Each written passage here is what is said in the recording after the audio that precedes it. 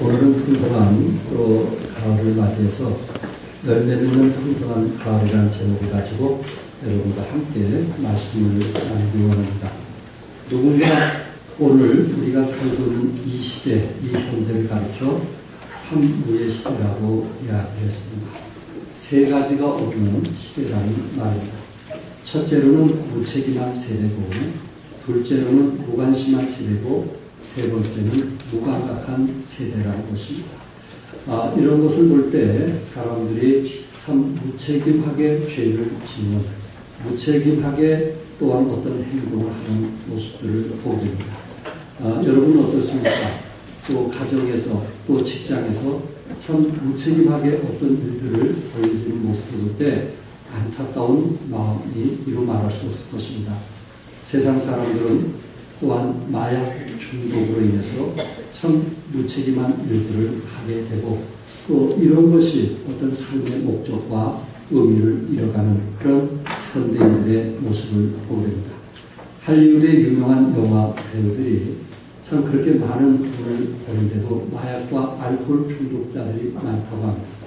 그 이유를 보니까 인기를 유지하려고 초긴장하다 보니까 마약과 알코올 중독자가 된다는 것입니다. 우리나라도 마찬가지지만 연예인들이 마약 중독자가 된다든지 알코올 중독자가 됐을 때 그 영향이라고 하는 것은 말로다 표현할 수 없습니다. 젊은이들은 그들을 우상처럼 섬기고 있는데 그들이 마약을 하고 그들이 알코올 중독자가 되면 또한 그런 것을 합습하게 되는 너무 무책임한 행동들을 하고 있다는 것입니다. 이처럼 어떤 사람은 욕망에 중독되고 어떤 사람은 허영에 중독되고 어떤 사람은 쾌락에 중독이 되기도 하고 어떤 사람은 또한 일에 중독이 됩니다. 세상에서 제일 불쌍한 사람은 죽어가고 일하다가 죽는 사람이라고 합니다. 일 자체, 일하는 것이 나쁘다는 것이 아니고 우리가 일에 빠져버리다 보면은 인생의 목적을 잃기 때문에 그렇습니다. 어떤 사람은 죽으라고 일을 하면서 가정을 잃은 사람이 있고 어떤 사람은 죽으라고 일을 하면서 진정한 친구를 잃는 경우들이 있다는 것입니다. 인생의 목적보다는 자신의 만족과 영광을 위해서 중독되는 그런 사람들을 볼 때 얼마나 불쌍한 사람인가 라고 말씀을 드릴 수 있습니다. 그렇다면 열매 맺는 풍성한 가을을 맞이해서 여러분과 함께 그동안 우리는 15주를 통해서 교회에 대해서 말씀을 나누게 되었습니다. 이제 오늘부터 저희들이 성령의 열매에 대해서 말씀을 나누기 원하는데 성령의 열매 한 가지 9가지를 말씀드리기 전에 열매라고 하는 것이 무엇인가 이 말씀을 오늘은 좀 나누기 원하고 다음 주부터는 성령의 열매에 대해서 하나하나 말씀을 가지고 나누기 원합니다. 열매 맺는 풍성한 가을을 맞이해서 오늘 본문에서 우리에게 가르쳐주는 교훈이 있다면 첫째, 무화과 나무는 열매를 위해서 심는다는 것입니다. 그러니까 무화과 나무를 열심히 심을 때 무엇을 위해서 심는다고요? 열매를 위해서 심습니다. 6절에 보니까 이에 비유로 말씀하실 때 한 사람이 포도원에 무화과 나무를 심은 것이 있더니 와서 그 열매를 구하였으나 얻지 못하니라. 이 포도원에 무화과 나무를 심게 되었는데 무화과 나무를 심는 이유가 뭐냐면은 열매를 얻기 위해서 심습니다. 우리는 무화과 나무를 좀 이해할 필요가 있는데 이스라엘에서 본격적인 무화과 나무의 추수기는 6월이나 7월경입니다. 그때까지 본격적으로 무화과 나무가 이제 가장 많이 열릴 때라고 하고 그리고 좀 더 이른 시기에 봄철에 이른 무화과 나무 열매를 맺기도 하고 좀 늦은 시기에 가을에 열매를 맺기도 한다고 합니다. 그러니까 이제 이른 시기에는 3월에서 4월에도 열매를 맺기도 하고 늦은 시기에는 9월에서 10월에도 열매를 맺기도 한다고 합니다. 그러니까 1년에 무화과 열매는 3차례씩 열매를 맺기 때문에 3차례씩 열매를 먹을 수가 있습니다.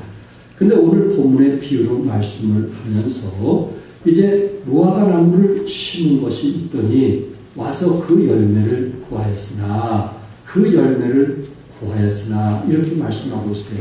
이 구했다는 말은 간절히 애써 기대했다는 단어거든요. 그러나 간절히 애써 기대해 봤지만은 열매가 없는 겁니다. 특별히 이 열매라는 그 단어 속에는 행동이라는 뜻이 있습니다.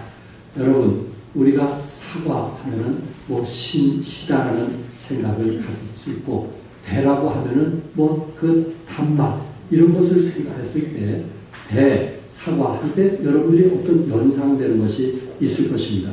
이처럼 무화과 열매하면은 거기에 연상되는, 예를 들어서 배고픔을 채워주는 것이라든지 또 어떤 독특한 맛이라든지 이런 모습을 우리가 생각하게 되는 것입니다.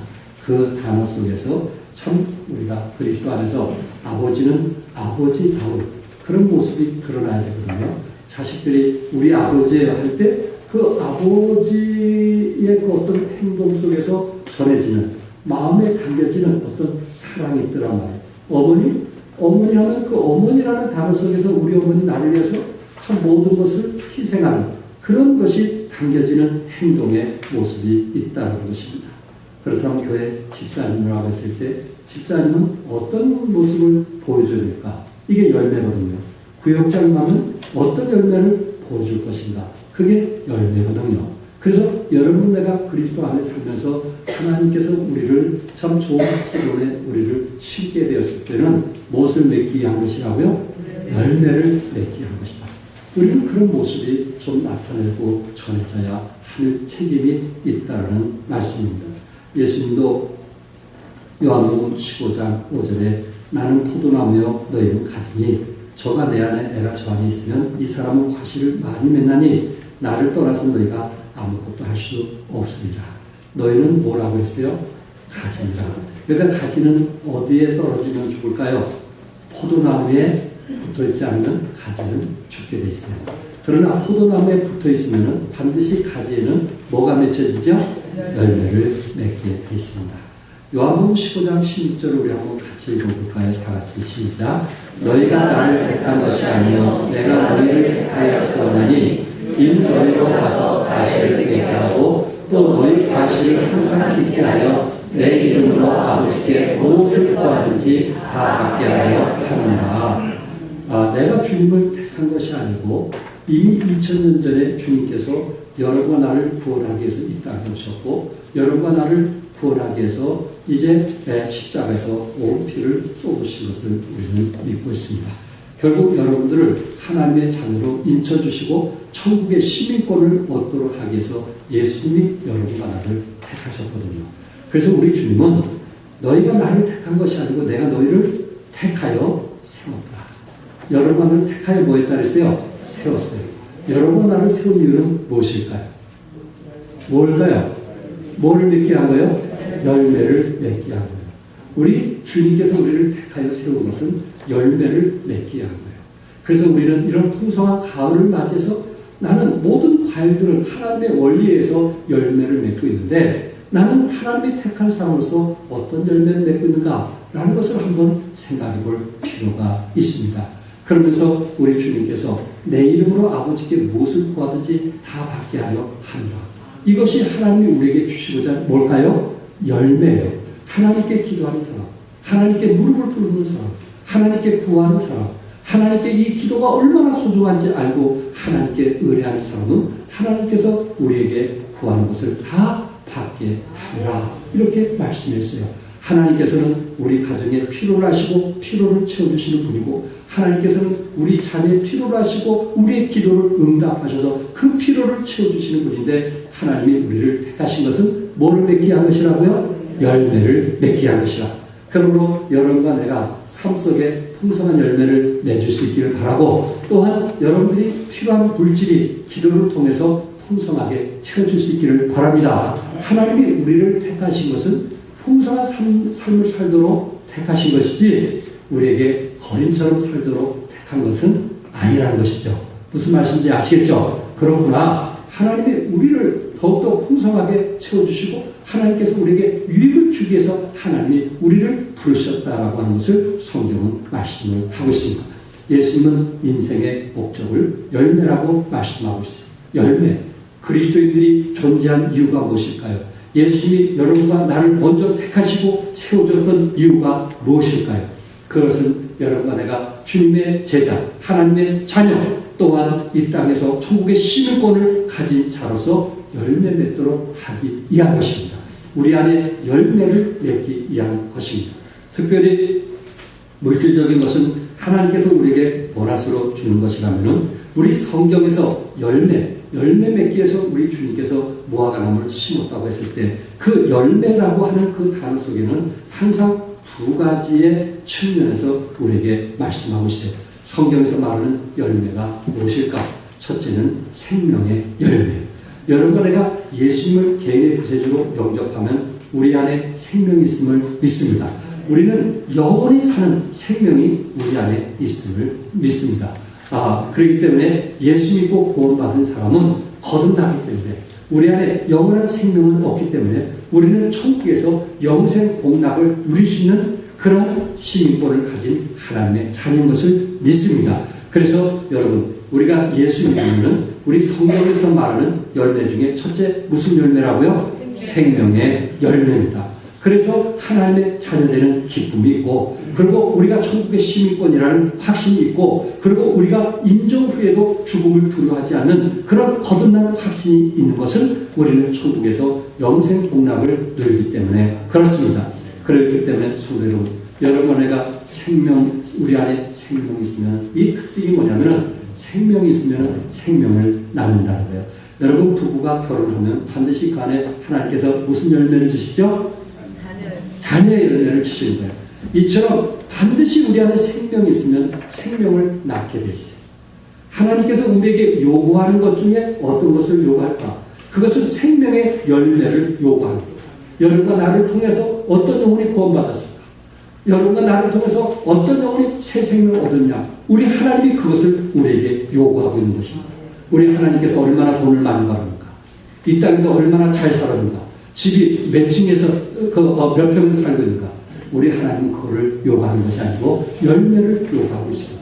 나를 통해서 우리가 분명히 그리스도 안에서 생명을 얻었다면 내가 우리 주위에 있는 사람들에게 참 복음을 전해서 어떤 영혼이 구원받는가? 왜? 그 사람도 하늘의 시민권을 가져야 되니까. 그 사람도 지옥 가에서 가지는 않아야 되니까. 그 사람도 정말 영생 복락을 누려야 할 특권이 있기 때문에 그렇습니다. 이번 새생명 축제를 통해서 1등이 우리 정남덕 자매가 됐는데 10명 중에 7명을 인도했습니다. 10명 중에. 그 중에 오늘 내용도 오셨지만 우리 오영길 선생님께서 지난 화요일날도 오셔서 탁구도 치고 그러셨는데 굉장히 마음의 호응도가 좋습니다. 이제 오히려 누님 김덕순 씨가 조금 우리의 기도가 필요한 것 같아요. 어쨌든 함께 해주신 거 감사하고 또 우리 송순옥 자매 참 우리 정남덕 자매 25년 친구인데 의리를 지키느라고 지난 주일날 오셨고 오늘은 또한 송순옥 자매 따님 지은이와 아빠가 오셨습니다. 참 얼마나 감사한지 모르겠어요. 여러분 우리 안에 생명이 있기 때문에 그분들이 뭐가 있어야겠어요? 생명이 있어야 되지 않겠어요? 이 땅에 살면은 오래 살아야 100세인데 오래 살아야 100세인데 결국 우리는 죽음을 향해서 달려가고 있는데 정말 내 안에 영원한 생명이 있다면 내 주위에 있는 사람들도 영원한 생명이 있어야 되지 않겠는가? 우리 이모순 자매는 11명을 위해서 기도했는데 11명을 위해서 기도했는데 올해 2등을 했습니다. 어쨌든 우리 모든 분들이 참 영혼에 대해서 관심을 갖고 함께 해준 것에 대해서 감사한데 우리 안에 생명이 있으면 반드시 그 사람에게 뭘 낳게 돼요? 생명을 낳게 되고 그리고 더 중요한 것은 재생산이 이루어진다는 사실입니다. 여러분 내가 말씀을 통해서 공부하게 될 때 이제 또한 그것을 다른 사람을 돕는 일에 쓰임받게 될 것입니다. 여러분 탁구를 잘하는 사람은 반드시 탁구를 잘 치게끔 해주는 제자가 나오게 되고 여러분 골프를 잘 치는 사람은 골프를 잘 칠 수 있는 제자를 만들게 되고 여러분들이 무엇을 즐겨하는 그것에 대한 재생산이 나오게 될 것입니다. 이처럼 여러분들이 하나님 말씀으로 우리가 양육되고 훈련되면은 말씀을 통해서 또한 양육되고 훈련되는 사람이 나올 수 있다는 사실입니다. 그러므로 이 성경 중에 열매를 말할 때는 생명의 열매가 있게 되고 반드시 생명은 생명을 낳게 된다. 나를 통해서 구원받은 사람이 누군가? 나를 통해서 천국의 시민권을 가진 사람이 누군가? 나를 통해서 가정이 행복해진 사람이 누군가? 나를 통해서 부부의 관계가 좋아진 사람이 누군가? 라는 것을 한번 생각해 보시기를 바랍니다. 또한 여기에 심을 때는 열매를 위해서 심게 되는데 반드시 심게 됐을 때 그 열매 중에 또 한 가지가 뭐냐면 품격의 열매입니다. 이것을 인격의 열매라고도 이야기를 합니다. 성경에 보면 성령의 열매가 있는데 사랑, 희락, 화평, 오래 참은 자비, 양성, 충성, 온유, 절대 9가지 열매가 있는데 이 성령의 열매 갈라디아서 5장 22절에서 단수로 말하고 있기 때문에 성령의 열매는 이 안에 9가지가 동시에 이루어진다는 것입니다. 그가 한 인격을 가진 사람이 여러분과 내가 한 품격을 가진 사람 속에 예수 믿고 구원받으면 우리 안에 사랑이 있게 되고 희락이 있게 되고 화평이 있게 되고 오래 참음과 자비와 양성과 충성과 온유와 절제가 이루어진다는 것입니다. 여러분 이 9가지 열매를 가지신 분은 누굴까요? 완벽하게 가지신 분 단 한 분 누굴까요? 그분은 예수님이십니다. 그런데 예수 믿고 구원받으면 여러분 안에 열매가 있게 되는데 그것은 누구를 담는 열매냐면 예수님을 담는 열매가 이루어집니다. 우리 안에 거듭나면 우리 안에 새 생명을 얻게 되면 그 마음으로부터 사랑이 있게 되고 희락이 있게 되고 화평이 있게 되고 오래 참음과 자비와 양성과 충성과 온유와 절제가 이루어지게 된다는 것입니다. 풍성한 가을을 맞이해서 하나님께서 나를 이런 좋은 옥토와 같은 밭에 실어줬는데 나는 과연 어떤 열매를 맺는가? 나는 어떤 열매를 맺는가? 내가 예수 믿고 나서 내 아내를 더 사랑하고 있는가? 내가 예수 믿고 나서 우리 가정의 피스메이커가 되고 있는가? 또한 우리 친척 간에 또한 우리 사이에서 화평을 주는 그런 사람이 되고 있는가? 나는 예수 믿고 나서 얼마나 오래 참고 있는가? 우리 성격에, 품격에, 우리 주님을 통해서 오래 참는 그런 품격을 갖게 되는데 나는 얼마나 오래 참는가? 남의 비밀에 대해서 얼마나 오래 나는 말하지 않고 간직하고 있는가? 한번 생각해 볼 필요가 있지 않나요? 예수 믿을 때나 믿지 않을 때나 별로 변함이 없다면 그 사람은 뭐가 없는 사람이에요? 열매가 없는 사람. 예수 믿는 사람은 반드시 뭐가 있어요? 열매가 있어요. 우리 안에는 충성의 열매가 있어요. 한번 교회를 섬기던 사람이 예수 믿고 구원받으면서 점점 성장하면서 더 하나님께 충성하는 모습이 드러나게 되고 예수 믿는 사람이 오히려지 다른 사람의 허물을 드러내는 사람이 아니고 오히려 감춰줄 줄 알고 사랑해주고 용서해줄 줄 아는 그런 예수님의 모습을 담게 되더라 하는 것입니다. 성도 여러분, 우리는 그리스도 안에 살면서 하나님께서 나를 신겼을 때 하나님께서 나를 택하셨을 때 나는 생명의 열매를 맺고 있는가? 또한 나의 품격의 열매를 맺고 있는가? 풍성한 열매 맺는 가을을 맞이해서 한번 우리 자신들을 생각해 볼 수 있는 이 시간이 될 수 있기를 바랍니다. 그래서 여러분과 내가 그리스도 안에 살아가면서 사랑이 더 커질 수 있기를 바라고 오래 참음이 더 커질 수 있기를 바라고 충성이 더 커질 수 있기를 바라고 온유한 마음과 절제한 마음이 더 날로 커져가는 여러분과 내가 될 수 있기를 바랍니다. 두 번째, 무화과 나무는 열매가 맺지 못하면 뽑아버립니다. 참 안타까운 일입니다. 13장 7절에 과은지기에게 이르되 내가 3년 와서 이 무화과 나무에 실과를 구하되 얻지 못하니 뭐하리라? 찍어버리라. 어찌 땅만 버리냐. 이 말씀처럼 무화과 나무가 열매를 맺지 못하게 되었을 때 무서운 경고와 심판을 낳고 있습니다. 3년을 기다려도 열매를 맺지 못했을 때 존재 가치가 없어지게 된다는 것입니다. 과은지기가 무화과 나무가 열매를 맺도록 이제 참 한 번 더 기회를 요청하는 것을 보게 되는데 누가복음 13장 8절에 대답하여 가로되 주인이여 금년에도 모아소서 그대로 두소서 내가 도로 파고 걸음을 주리니. 그러니까 여기 과은지기는 열매 맺기 위해서 두루 파고 뭐를 줬던 사람이에요? 걸음을 주었던 사람이에요. 과은지기도 주인의 말에 의해서 열매 맺기를 원했던 사람이에요. 무화과나무 좀 전에 여러분 그림을 본 것처럼 무화과나무는 열매 외에는 필요가 없는 거예요. 무화과나무는 장식용으로도 쓸 수 없고 관상수로도 쓸 수 없고 제공용이나 땔감으로도 쓸 수 없는 것이 그 당시, 지금은 많이 변했지만 그 당시는 무화과나무는 아무 쓸모가 없어요. 열매, 사람들에게 배부름을 주기 위한 열매 외에는 그 나무에 가치가 가치가 없는 것입니다. 그런데 중요한 것은 이 무화과 나무를 위해서 어디에다가 심었어요? 어디에다 성경을 심었다고 그랬어요? 어디에? 성경에 보니까 이 비유로 말씀하실 때 한 사람이 어디에? 포도원에 무화과 나무를 심었거든요. 어디에 심었다 그랬어요? 어디에? 포도원. 여러분, 이스라엘 땅이라고 하는 것은 지금 우리나라 경상도만한 땅이거든요. 그 경상도만한 땅인데, 이스라엘 나라가 그 경상도만한 땅인데 이게 거의 다 사막이에요, 사막. 아열대지방에서 대부분 다 사막. 그래서 강에서 물을 이제 그 파이프로 빼지 않으면 나무들이 자랄 수가 없어요. 그 사막 가운데 포도를 심을 수 있는 일부분 지역이 있는데 그것은 옥토와 같은 땅이라고. 얼마나 비싼 땅이에요. 얼마나 좋은 땅이에요. 그 좋은 땅에다가 지금 무화과 나무를 심었어요. 여기 가수원지기는 모험을 하는 거예요. 모험을 하는 거예요. 포도의 열매가 맺어야 가치가 있는데 그곳에다가 무화과 나무를 심었어요. 그런데 3년을 기다렸는데도 열매를 맺지 못하는 것입니다. 가수원지기는 얼마나 마음이 아팠겠어요. 얼마나 마음이 아팠겠어요. 또 주인이 열매를 원하고 있을 때 얼마나 그 마음이 힘들었겠는가 하는 것을 봅니다.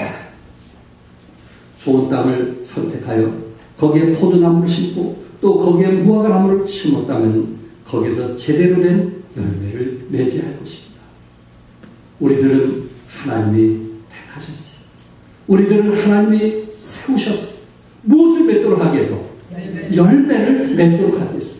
하나님께서 우리를 택하시고 우리를 하나님의 자녀라고 인쳐주시고 하늘의 시민권을 주신 것은 어떻게 보면 우리의 특권이요, 우리의 축복이요.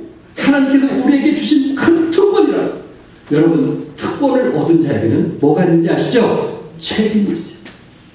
하나님 은혜 안에서 하나님의 자녀가 된 특권을 가진 사람은 책임이 있어요. 무화과 나무는 3년 동안 기다려도 열매를 맺지 못했어요. 이게 얼마나 슬픈 일이에요.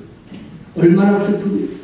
여러분들이 교회 생활하면서 덕을 세우고 그리고 함께 하려고 하고 그리고 영향을 주려고 하는 이런 열매를 맺어야 되는데 우리가 주님 앞에 갔을 때 그런 열매를 맺지 못했다면 얼마나 부끄러운 일이겠느냐 하는 것입니다. 열매를 맺지 않으면 성경은 뭐 해버리겠다 그랬어요? 찍어버리겠다 그랬어요. 이건 하나님의 심판의 임박함을 성경은 말하고 있습니다. 남다른 기회를 주었는데 남다른 특권을 사용하라고 주셨는데 거기에 책임을 이제 함께하지 못했을 때 하나님께서는 찍어버리겠다고 했어요. 침례요한은 광야에서 회개에 합당한 열매를 맺으라고 부르셨어요. 회개에 합당한 열매를 맺으라. 만약에 회개에 합당한 열매를 맺지 아니하면 이미 도끼가 나무불에 놓였으니 좋은 열매 맺지 아니하는 나무마다 찍어 불에 던지리라. 이렇게 말씀했어요. 성경은 회개에 합당한 열매. 하나님께서 우리를 이 땅에 정말 하나님의 형상으로 만드신 것은 우리가 하나님을 찾도록 하기 위한 것이고 그리고 이 땅에서 풍성한 삶을 누리도록 하기 위한 것입니다. 그래서 아직 예수 믿지 못하고 구원받지 못하는 사람은 예수님과 만남이 있어야 되고 그리고 우리는 풍성한 삶을 살아야 되는 것입니다. 만약에 회개의 열매를 맺지 못하면 하나님께서 도끼로 그 나무의 뿌리를 이제 찍어 버리게 될 것입니다. 얼마나 무서운 이야기입니까? 또한 예수 믿고 구원받은 사람들 중에 우리 안에 생명의 열매가 없다든지 우리 안에 인격의 변화가 없다면 우리 하나님은 우리를 기뻐하지 않을 것입니다. 우리 하나님은 이 땅에 여러분과 나를 보내주실 때는 선한 일을 하라고 부르셨어요. 아멘? 무슨 일을 하라고 부르셨어요? 선한 일을 하라고 부르셨어요. 오늘 우리 장로분들이 오늘 헌신 예배를 맞이해서 우리 헌신 예배를 8시 반에 모였어요. 많은 분들이 참여했어요. 참 감동이 되었어요. 그런데 우리 오고가지 사님이 사회를 보시면서 이런 기도를 부탁했어요. 성도님, 우리가 때로 술과 담배는 할 수 있지만 주일만큼은 하지 않도록 결심하는 시간이 됩시다. 그걸 위해서 기도합시다. 그러는 거예요. 언제만큼? 주일만큼. 일주일 중에 주일만큼 피할 수 있어요? 없어요? 한번 해볼 만하지 않아요? 그 한 걸음이 이틀, 그 한 걸음이 3일, 그 한 걸음이 남의 법을 위해서 살아갈 수 있습니다. 아멘. 시작은 뭐부터 해보자? 주일부터 해보자. 아멘. 뭐부터 해보자? 주일부터 해보자. 정말 의미 있는 말 아니겠어요?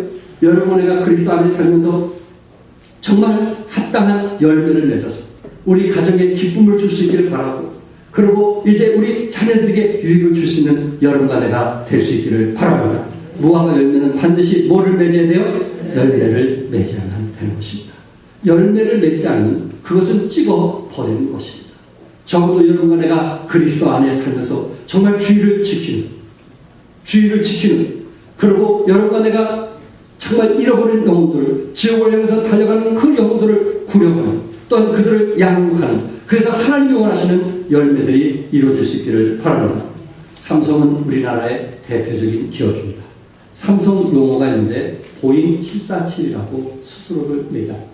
또한 주위에 있는 사람들이 삼성은 보잉 747이라고 합니다. 이 말이 어디에서 왔냐면, 보잉 747 비행기는 이륙을 시작하여 5분 내에 10km 고도를 올라가야 한다고 합니다. 5분 내에 10km 고도를 올라가야 한다고 합니다.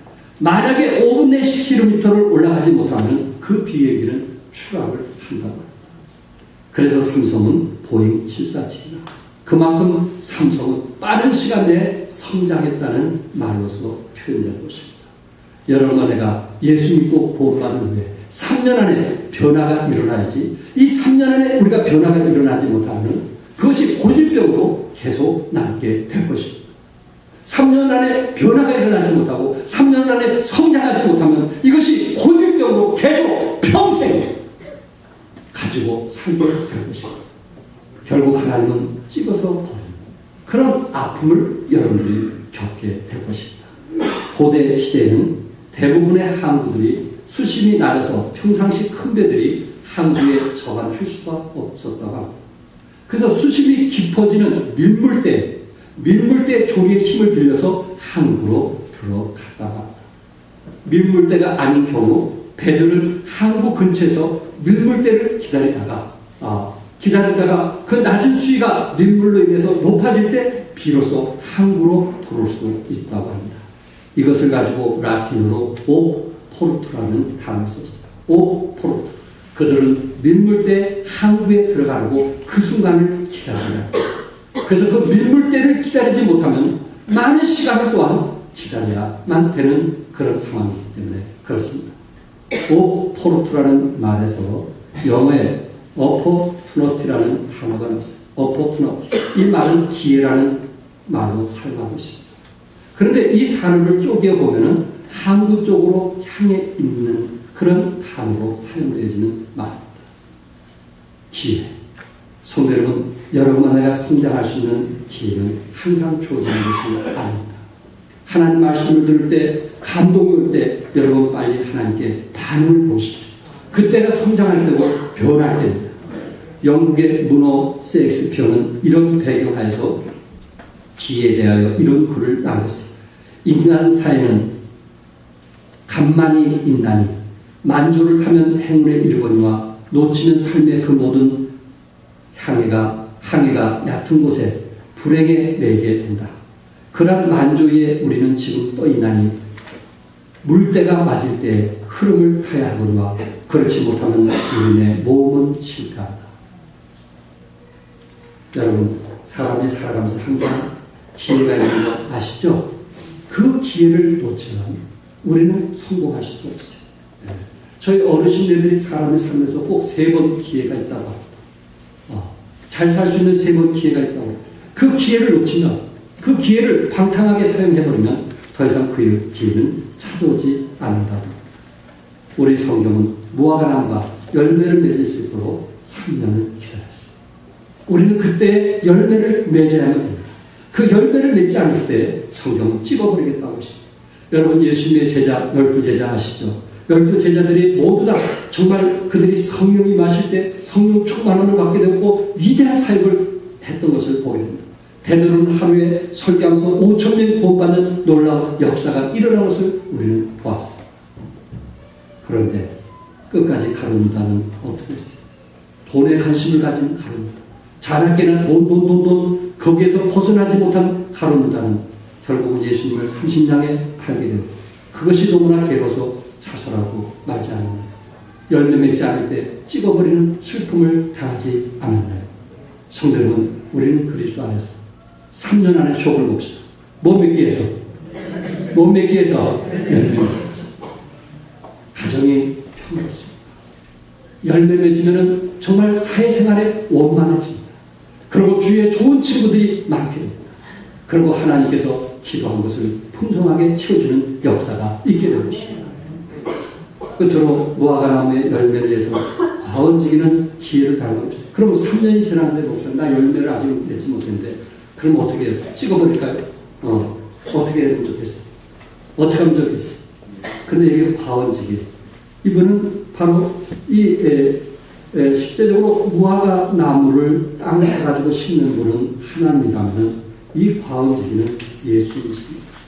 과언지기는 지금 하나님에게 기회를 한번 더 달라고 간절히 부탁한 것을 보고 대답하여 가는데 주인이여 금년에도 그대로 두소서 내가 두릅하고 걸음을 줄이니 이후에 만일 실과가 열매니와 그렇지 않으면 찍어 버리소서 하고 1년을 보내달라고 하요 1년만 기다리게 해달라고 하는 그런 부탁을 하게 된 것입니다. 아마 가은지게는 주인에게 손을 들면서 사정했을 것입니다. 내가 땅을 파고 거름을 주어서 3년 동안 심었는데 그래도 열매 맺지 않으니 1년만 한 번 더 받아가고 그렇게 간절히 되었습니다. 성도 여러분, 우리 7절을 따라서 한번 읽어볼까요? 몇 년을 기다렸는데 1년을 더 달라고 하는지 우리 7절 다 같이 읽겠어요. 시작. 가은지게에게 이르되 내가 3년을 와서 이 무화과 나무의 실과를 보아되 얻지 못하니 찍어버리라. 어찌 땅만 버리느냐. 몇 년을 기다렸어요? 3년. 그가 보통 3년 동안 영적으로 말씀 공부하면 그 사람은 성장할 수 있다는 거예요? 성장하지 못한다는 거예요? 성장할 수 있다는 거예요. 3년 안에. 3년 안에. 교회 3년 정도 되면 주의를 지킬 줄 알고 11조도 들 줄 알고 그리고 믿음으로 살 줄 알고 그리고 자녀들을 위해서 무릎을 꿇고 기도하는 그런 사람들로 변해진다. 우리는 지난주 안디옥 교회에 대해서 배웠어요. 바나바와 바울이 그 사역을 돕게 되었을 때 그 성도들이 몇 년 만에 그리스도인이라는 별명을 이제 듣게 됐어요? 1년. 빠르면 1년, 늦으면 몇 년? 3년. 10년이 아니에요. 20년 돼도 변화되지 않은 것은 이건 부끄러운 줄 아셔야 돼요. 30년 돼도 변하지 않은 것은 이것은 눈물로 하나님께 회개해야 돼요. 네. 그거를 잘하고 생각하면 안 돼요. 3년을 기다려요. 그렇게 되지 않았을 때 1년만 더 여러분, 조금 전에 우리가 말씀드렸지만 요한복음 15장에 예수님이 그 십자가 직전에 이제 포도나무와 가지를 비유하셨죠. 포도나무와 가지를 비유했어요. 가지가 포도나무에 붙어있지 않은 열매를 맺을 수 없다는 말씀을 했어요. 그 말씀은요, 예수님께서 지금 14장 그리고 16장 17장에서 예수님이 지금 십자가 죽음을 앞에 두고 거기에 하나의 샌드위치로 15장을 말씀합니다. 이게 너무나 중요한 겁니다. 지금 죽음을 앞에 두고 십자가의 죽음을 앞에 두고 주님께서 우리에게 말씀합니다. 우리에게 어디에 붙어있기 원했어요? 가지는 어디에 붙어있기 원했어요? 나무. 그럴 때 우리 하나님께서 우리에게 열매를 맺게 해준다는 거예요. 다시 말해서 여러분과 내가 기도하고 말씀을 보고 그리고 하나님을 경외하는 그런 마음이 있으면 반드시 우리 안에 뭐가 있어요? 열매가 있는 거예요. 열매가 없는 것은 아직도 내 생각, 내 고집, 내 주장대로 살려고 하기 때문에 우리 안에 열매가 없는 거예요. 마음이 삼박해집니다. 마음이 사막과 그러니까 5년 지나도 10년 지나도 변화가 없는 한번 우리 자신을 돌이켜보십시오. 3년이 지나면 영적으로 3년만 성장하면 자신의 고집병도 알고 자신의 교만함도 알고 자신의 권리를 남용하는 것도 알고 그리고 다른 사람을 위해서 내가 유익하게 선을 행하지 못했다는 것도 3년만 말씀으로 도움받으면 알아요. 그리고 남을 위해서 살게 돼요. 다른 사람의 유익을 위해서 살게 돼요. 보람 있는 행복한 삶을 살게 됩니다. 교도관의 이야기입니다. 사형수를 사형시키려고 사형장으로 끌고 갈 때 사형수는 일부러 갈짓자로 걸음을 걷는다. 조금이라도 늦게 가고 싶어서 갈짓자. 그리고 무언가 하나씩 일부러 물건을 떨어뜨린다. 그리고 그걸 다시 돌아서 주워서 옵니다. 그리고 또 떨어뜨리고 또 다시 주워서. 죽음이 무서우니까. 두려우니까 어떻게 하든지 안 죽어요. 영국의 우리 성경책에 퀸제이스 성경이 있는데 이것은 그 당시 영국의 왕 제임스 왕이 그 성경을 번역한 책이거든요. 그런데 제임스 왕에게 반역을 하다가 한 사람이 사형 선고를 당합니다. 근데 이들이 사형 선고를 당한다고 생각하니까 얼마나 두려워. 그럴 때 제임스 왕에게 왕이 번역한 그 성경을 한 번쯤 읽고 제가 죽게끔 시간을 달라고 했어요. 제임스 왕이 자기가 번역한 성경책을 읽겠다니 얼마나 마음이 흐뭇했어요. 그래서 읽으라고 했어요. 하루가 지나서 갔어요. 이제 너 죽을 날이 됐는데 가야 되지 않겠냐. 이 성경을 다 읽지 못해서 그래. 이 시간을 좀 더 더. 그래? 그럼 3일 주마. 그래. 3일 주고 또 갔더니 아직 좀 덜 읽었는데 일주일만 달라고 했어요. 그래서 어떻게 읽길래 하루에 그 성경책을 다 못 읽냐? 그랬더니 말씀이 너무 깊고 오면서 하루에 한 장씩 있습니다. 언제 다 읽겠어요? 그래서 제임스, 너 어떻게 했으면 좋겠냐? 저에게 한 번만 생는 기회를 준다면 내가 왕을 위해서 충성하고 영국에 위해서 충성하겠습니다. 내 인생이 변화되겠습니다. 이제 옳은 일을 위해서 내가 살겠습니다. 그래서 제임스 왕이 그 사람의 말을 믿고 그를 잘 그 사람이 변화가 일어난 거예요.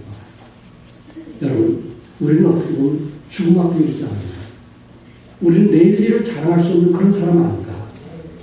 이제는 나를 위해서 살기보다는 이웃을 위해서, 지체를 위해서, 공동체를 위해서 살아가는 그런 때가 아닌가요? 우리의 변화. 가을을 맞이해서 우리의 변화.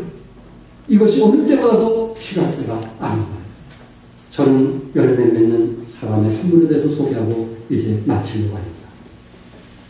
여러분, 천안에 가면 유명한 과자가 있어요. 무슨 과자? 호두과자. 참 유명하거든요. 여러분이 참 멋있어요. 그 호두과자가 유명해요. 근데 이 호두과자를 하시는 할머니가 계신데 이분이 65년 동안 호두과자만 하시는 분이에요. 65년. 근데 이분이 경영철학 두 가지가 있어요. 경영철학. 65년 동안 첫째는 어떤 일이 있어도 국산을 사용한다. 호두에 대해서는 국산을 사용한다. 아무리 비싸도 국산을 사용한다. 이것이 이분의 철학 중에 하나예요. 또 하나는 뭐냐면 이분이 젊었을 때부터 예수 믿으면서 내가 호두 장사하면서 이 이득금으로 교회 예배당을 세우겠다고 헌신합니다. 그러니까 이분은 돈을 흩은 데 쓴 것이 아니고 저렇게 좋은 건물을 가지고 있으면서도 돈을 흩은 데 쓴 것이 아니고 그 돈을 모은 돈을 가지고 예배당을 건축했어요. 지금까지 건축한 게 몇 개냐면 예배당 10개를 건축했어요. 10개. 이건 대단한 거 아닙니까? 우리 교회 예배당 하나 건축한 것도 그냥 다들 힘들어하는데 10개를 건축했어요. 이 할머니. 그래서 이분이 쓴 책이 있는데 무슨 책을 썼냐면은 다윗 왕보다 행복하다 그 책을 썼어요. 그래서 많은 분이 어떻게 당신이 다윗 왕보다 행복합니까? 다윗은 평생 돈을 모아도 뭘 못했어요? 예배당 건축을 못했는데 하나님이 나를 축복해서 정말 나를 축복해서 예배당 10개를 건축할 수 있었니 얼마나 고맙습니다. 이분이 7번째 예배당을 건축할 때는 그 예배당 목회자를 그쪽에 초청하면서 뭐라고 예배당 이름을 줬냐면 열매 맺는 교회. 열매 맺는 교회. 그러면서 이분은 이렇게 고백합니다. 지금도 저는 91세 된 할머니신데 지금도 하는 나를 부르셔서 너 세상에 살면서 뭐하고 여기 왔냐? 하고 물으면 내가 뭘 위해서 살았을지 이게 두렵다. 자기가 한 거는 호두과자를 팔 때마다 곳에 전부지에 껴가지고 호두과자 드시면서 또이 전부지 읽으세요 하고 전대했다. 그것도 몇 년 동안? 65년. 그거 외에는 한 일이 없다. 그것이 늘 부끄럽다. 이번엔 정말 겸손했어. 이 정도 되면 교만할 만하지 않아요. 내가 그래도 교회 여기서 그런데 너무너무 겸손. 그분의 이름은 신복순 할머니. 교회에서 너무 아름답게 섬기는 분인데 이분이 이런 말을 했어요. 나는 아직도 내가 살아가면서 하나님을 기쁘게 하는 것이 뭘까? 하나님을 기쁘게 하는 것이 뭘까? 늘 그런 마음을 가지고 살아가고 싶어요. 그 책자 속에 그리스도인은 땅의 돈을 하늘의 돈으로 바꾸는 사람이 돼야 됩니다. 그리스도인은 땅의 돈을 하늘의 돈으로 바꾸는 사람이 돼야 됩니다. 그렇지 않으면 그 사람은 천국의 소망을 가진 사람이 아니다. 이렇게 말하고 있습니다. 아직도 살아계시는 분이십니다. 65년 동안 한결같이 주님을 사랑했고 자신을 드러내려고 하고 주장하려고 하고 권리를 드러내려고 하는 그런 사람입니다. 항상 겸손한 오히려 더 섬기지 못해서 안타깝게 생각합니다. 한 모친의 그 아름다운 마음을 여러분에게 보시기를 우리도 그리스도 안에서 마지막 인정할 때 열매는요, 월매는요, 내가 과거에 교만했지만 겸손했다. 내가 과거에 권리를 주장했던 사람이었지만 이제는 온유해졌다. 그래서 여러분은 참 이런 열매가 맺혀지는 그리스도인의 되십니다. 우리 예수님께서 몇 년만 더 기회를 나누세요? 1년. 여러분하고 하나님 1년 기회를 주셨고 이 기회에 더 성장하고 변화되는 여러분과 나가 되기를 주님으로 축복합니다. 기도하겠습니다.